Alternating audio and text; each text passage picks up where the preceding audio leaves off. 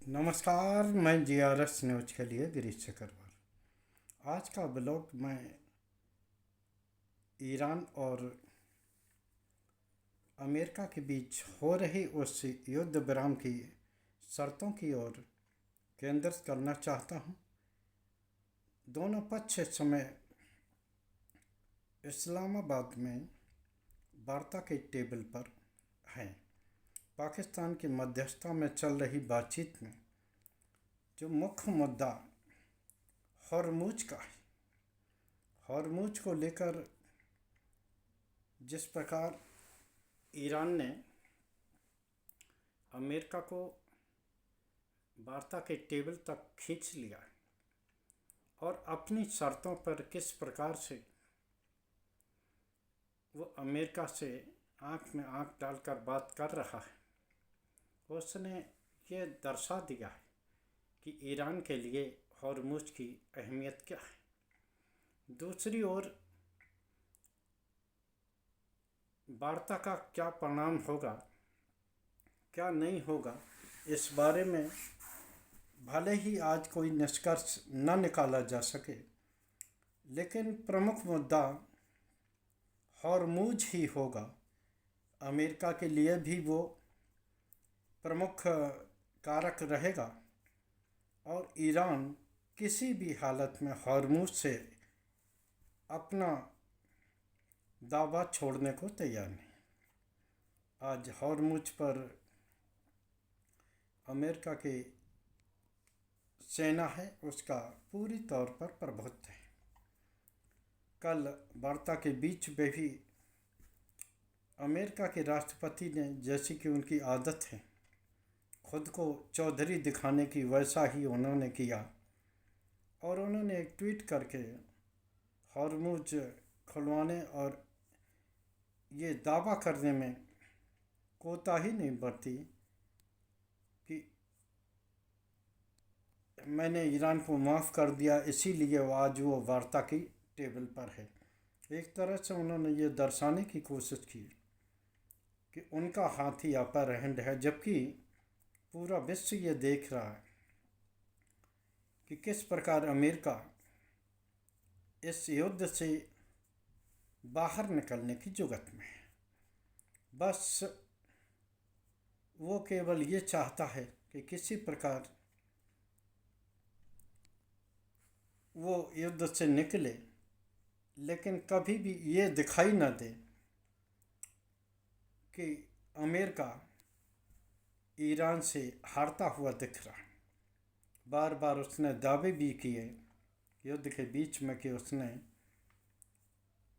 Iran को ख़त्म कर दिया, उसकी नेवी को ख़त्म कर दिया, उसके संसाधनों को नष्ट कर दिया है। यहाँ तक कि उन्होंने मिसाइलों को भी नष्ट करने की दावे किए, लेकिन दूने बेग से ईरान ने इजराइल और अन्य अमेरिकी बेसों पर, जो कि खाड़ी देशों में ही स्थित हैं, हमले करके अमेरिका के दावे को फुस कर दिया।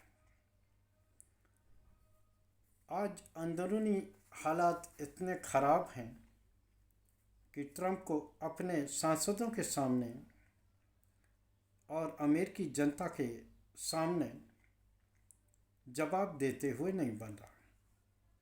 वहाँ उनसे वही सवाल बार बार पूछा जा रहा है कि आखिर ईरान से कोई सीधी लड़ाई न होने के बावजूद भी अमेरिका इजराइल के कहने पर इस युद्ध में क्यों कूदा। ये एक ऐसा सवाल है जिसका जवाब न तो अमेरिका के पास है और न ही हमारे प्रधानमंत्री के पास है कि आखिर वो इजराइल के पक्ष में क्यों खड़े हुए और युद्ध के इस दौर में वे अमेरिका के दबाव में या इजराइल के दबाव में क्यों उनके देश की यात्रा की और उनके साथ खड़े होने का दावा करना पड़ा। पेगासस का मामला हो या एपस्टीन फाइल का मामला हो, अब ये बातें दबी छिपी नहीं रही हैं। कि कोई ना कोई ऐसा दबाव है कि जो छोटे से जो छोटे देश अमेरिका के दावों को फुस कर रहे हैं, वहीं विश्व की बड़ी संख्या वाला और आर्थिक दृष्टि से भी मजबूत देश भारत बार बार किस कारण से उनके सामने झुकता हुआ प्रतीत हो रहा है। इस वार्ता का क्या प्रभाव होगा, लेकिन आशा जरूर है कि आपसी वार्ता से ही किसी भी समस्या का हल निकलता है और इस समस्या का भी हल निकलेगा। अब अमेरिका अपनी फेस सेविंग के लिए ईरान से अपनी दो एक शर्तें मनवाना चाहता है और ईरान अपनी फेस सेविंग के लिए कि आखिर वो 40 दिन युद्ध क्यों लड़ा और किस प्रकार उसने अपने देश के शीर्षस्थ 45 शीर्ष अधिकारियों को खोया, अपने धार्मिक नेता आयतुल्लाह खोमेनी को खोया और किस प्रकार से अपना आर्थिक और इंफ्रास्ट्रक्चर का भी नुकसान कराया। तो वो भी इस बारे में कोई कदम पीछे खींचने को तैयार नहीं है। अमेरिका का जो प्रतिनिधिमंडल आया, उसके जवाब में जो ईरान का प्रतिनिधिमंडल पाकिस्तान में आया, उसने एक संदेश भी देने की कोशिश की। अपने विमान में वो प्रतिनिधिमंडल के साथ साथ उन खाली सीटों पर उन बच्चों की तस्वीर भी लगाकर लाया, जिसने कि ये पूरे विश्व को संदेश दिया कि किस प्रकार आतताई देश इजराइल और अमेरिका के सेना ने उसके स्कूल पर हमले करके 165 से अधिक निर्दोष बच्चियों को मार दिया।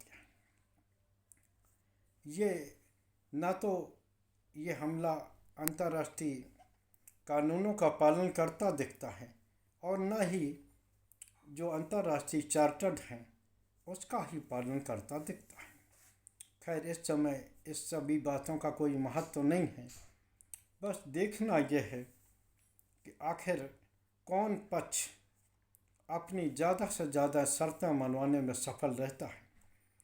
लेकिन जैसा कि मैं समझ पा रहा हूँ, हॉर्मुज एक ऐसा मुद्दा है जिसको लेकर कोई भी पक्ष झुकता हुआ प्रतीत दिखना नहीं चाहता है, क्योंकि अगर हॉर्मुज से ईरान अपना नियंत्रण खोता है तो निश्चित तौर पर उसके हाथ में कुछ भी नहीं रहेगा। और अमेरिका अगर बिना कोई ईरान से शर्तें मनवाए वार्ता के टेबल से निराश होकर अपने देश में लौटता है तो निश्चित ही उसे भी अपने आम जनता के सामने